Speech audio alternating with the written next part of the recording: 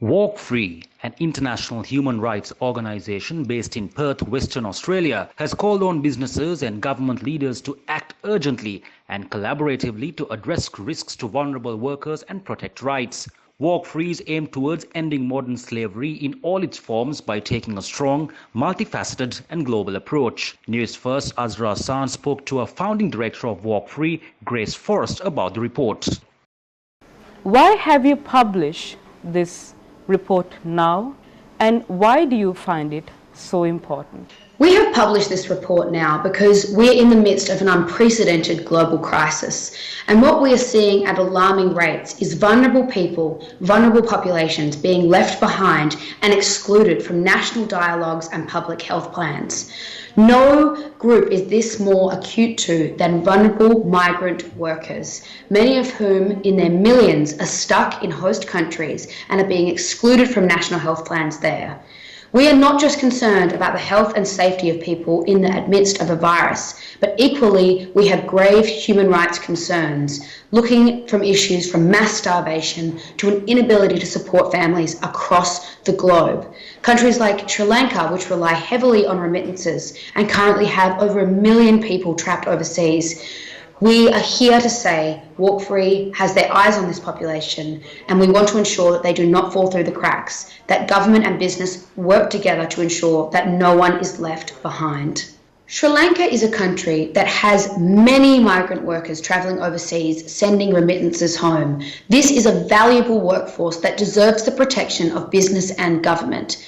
Pre-COVID-19, we were seeing unprecedented levels of exploitation of this workforce, and now in the midst of a pandemic, this vulnerability is only heightened. We are calling on business and government not just to act now to address these concerns and to protect these citizens and human beings, but also when we start to rebuild from COVID-19, to reconsider what it looks like for migration pathways to become safer and more transparent, so these vulnerable workforces can be protected and empowered as they deserve to be so. Yes, Grace, we are talking about people who are stranded in foreign nations, who do not have a way of coming back home. They've already gone through so many hardships, and now with the spread of the COVID-19, they are left helpless. So, in your opinion, Grace, what would be the 1 or 2 key findings of your report? Our key findings are very clear. We are calling on government and businesses especially of a transnational nature, to protect vulnerable migrant workers. Often these workers, despite the fact that they are an essential part of global supply chains and organisations, are the first ones to be dropped and left behind in crisis. This is happening amidst COVID-19, but it has happened before with other natural disasters, and this poses grave human rights concerns from a modern slavery perspective and a public health perspective. So the first finding is that governments need to put this subject front and centre on the agenda. We are hearing time and time again that we cannot talk about other issues because we have to deal with COVID-19. But this humanitarian crisis is a part of the COVID-19 crisis and needs to be dealt with so accordingly. Our other key finding is for governments specifically, and it's asking for governments to protect all people within its borders, not just citizens. Walk Free has found that this is obvious for human rights reasons. All people deserve the right to be protected. All people deserve the right to avoid a preventable disaster and be looked after within public health plans. But equally from an economic perspective and from a public health perspective for an entire population, if these populations are not protected, governments will not be able to guarantee the protection of the entire population. Excluding certain groups poses a public health risk, not just to them, but to the entire population, and equally an economic risk for businesses being unable to rebuild after this crisis. So what do governments, nations, companies have to do now to face this uncertain tomorrow?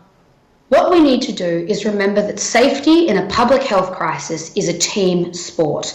Leaving people behind is not just deeply problematic from a human rights perspective, but also from a public health and economic perspective.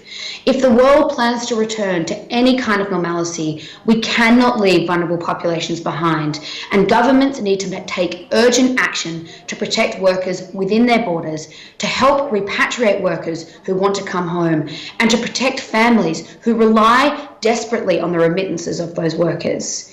We are calling on business and government to create visibility within their supply chains, to create visibility for vulnerable zones, which are occurring across the world and certainly strongly within our region of the Asia Pacific.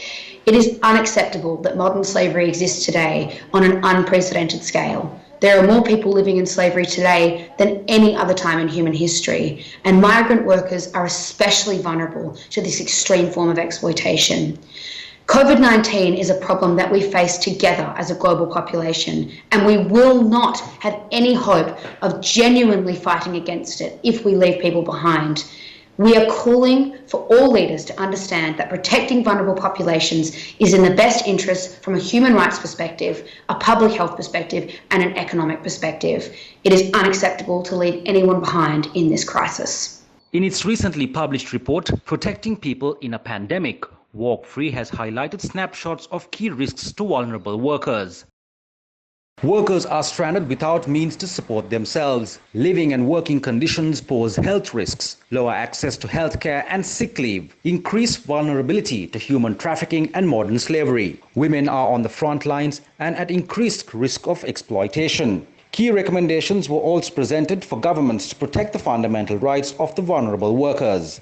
They are: ensure access to healthcare for all, provide emergency financial support to workers, visa extensions and immigration methods, uphold labor standards, protect citizens working abroad by allowing citizens to return home, maintaining bilateral engagements and keeping remittance centers open.